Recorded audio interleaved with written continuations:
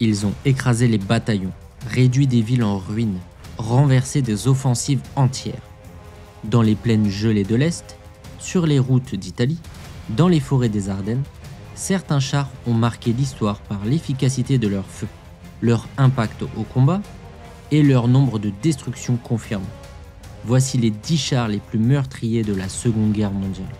Non pas les plus impressionnants sur le papier, mais ceux qui ont réellement détruit le plus d'ennemis sur le terrain. Préparez-vous à traverser un champ de bataille où chaque blindé a laissé une trace indélébile.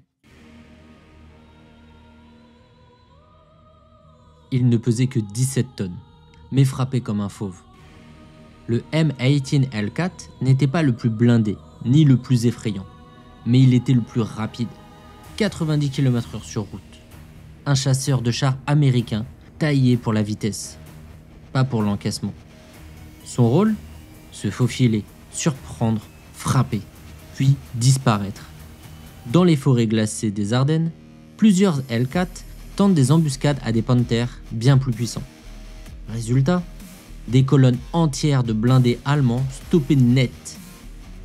À Stoumont, un seul M18 aurait détruit 4 chars ennemis en moins de 10 minutes.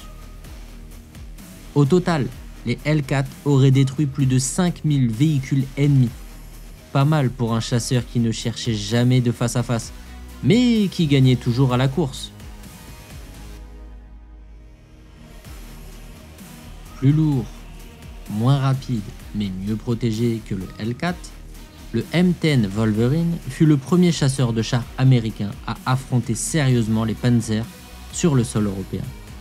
Armé d'un canon de 76 mm, il pouvait percer le blindage de la plupart des chars allemands, à condition de tirer le premier.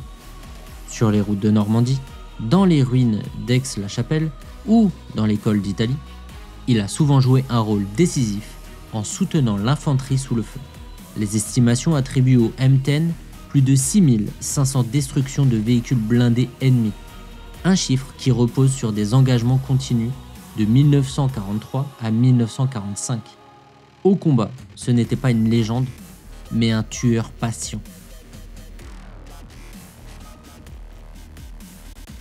Il était gigantesque. Presque 70 tonnes d'acier, une tourelle massive, un canon de 88 mm, encore plus long que celui du Tiger I. Sur le papier, le Tiger II, appelé aussi Tiger II, pouvait pulvériser n'importe quel char allié à plus de 2 km. Et sur le terrain, c'est exactement ce qu'il faisait. Mais à 489 exemplaires seulement. Il était trop lourd, trop lent, trop tardif. Cela ne l'a pas empêché d'infliger de lourdes pertes. À la bataille de Villiers-Bocage, un seul Tiger II, commandé par un as allemand, tiendra tête à une colonne britannique entière, réduisant au silence plusieurs blindés en quelques minutes. On estime que le Tiger II a détruit plus de 8000 véhicules ennemis, malgré sa faible diffusion.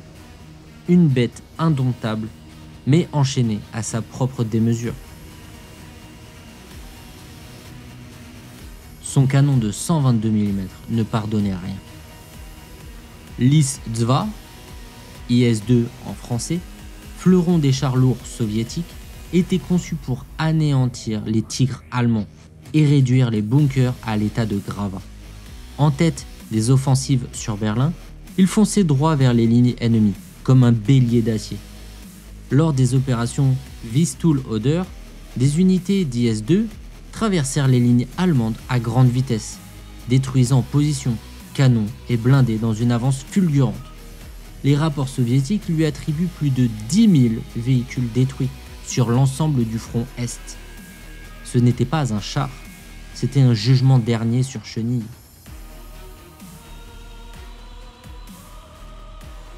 Il n'avait rien de spectaculaire. Pas de super blindage, pas de canon révolutionnaire, mais il était partout. Le Panzer IV, produit à plus de 8500 exemplaires, a combattu de la Pologne à la Tunisie, du Caucase aux plages de Normandie. Sa version améliorée, avec un canon long de 75 mm, rivalisait sans trembler avec les premiers Sherman et T-34. En 1942, lors de la bataille de Gazala, les Panzer IV prennent le dessus sur les chars britanniques Crusader, les mettant en pièces dans une série d'embuscades tactiques. On estime qu'il a détruit plus de 12 000 véhicules ennemis pendant la guerre. Il n'était pas exceptionnel, mais il a tout simplement tout vu, tout fait, tout combattu.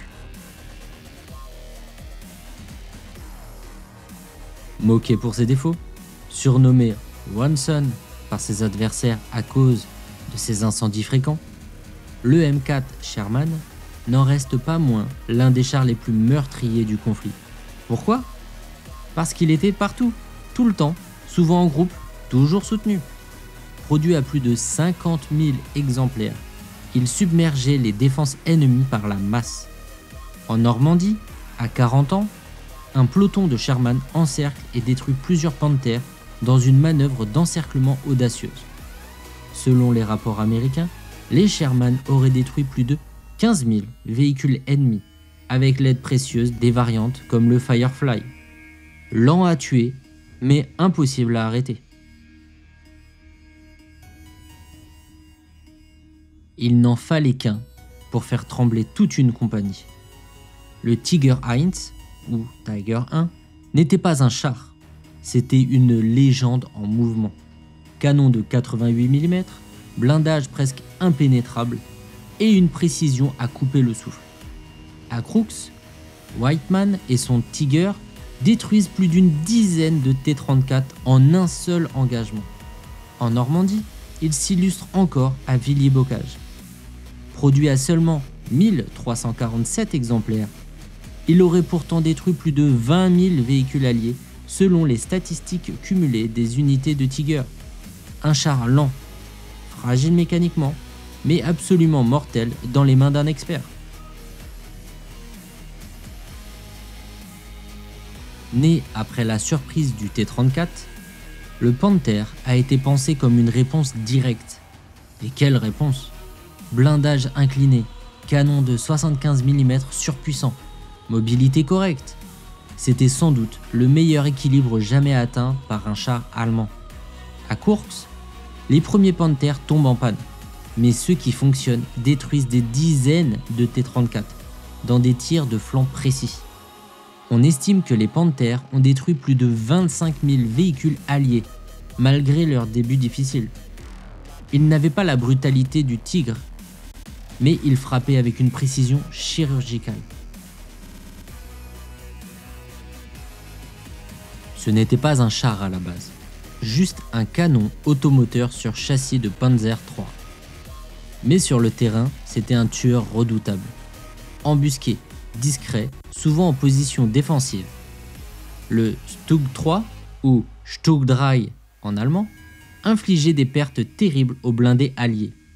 À Kursk, en Normandie, à Monte-Cassino, il frappe vite, fort, sans s'exposer. Les archives de la Wehrmacht lui attribuent plus de 28 000 véhicules détruits, un record absolu pour un seul modèle. Sans tourelle, sans prestige, mais avec des résultats que même les tigres enviaient. C'est lui qui a brisé la colonne vertébrale de la Wehrmacht. Produit à plus de 80 000 exemplaires, capable d'opérer dans la boue, la neige ou la poussière, le T-34 était le cœur battant de l'armée rouge. Rapide, maniable, redoutable avec son canon de 76 puis de 85 mm, il était partout entre 1941 et 1945. À Prokhorovka, le T-34 charge en masse contre les panzers allemands dans un choc titanesque. Les estimations crédibles lui attribuent plus de 30 000 véhicules ennemis détruits à travers toute l'Europe de l'Est. Ce n'était pas un monstre, c'était une armée à lui seul. 10 chars, 10 monstres d'acier, mais surtout 10 machines à tuer, dont l'efficacité réelle a marqué le cours de l'histoire. Certains étaient rapides, d'autres lents, certains rares, d'autres innombrables. Mais tous ont semé la mort sur leur passage. Et vous, lequel de ces géants de métal mérite selon vous le titre de char le plus redoutable de la Seconde Guerre mondiale? Partagez vos avis dans les commentaires. Et si cette vidéo vous a plu, pensez à liker et à vous abonner. L'histoire ne dort jamais. Et nous non plus sur les archives du temps. À très bientôt.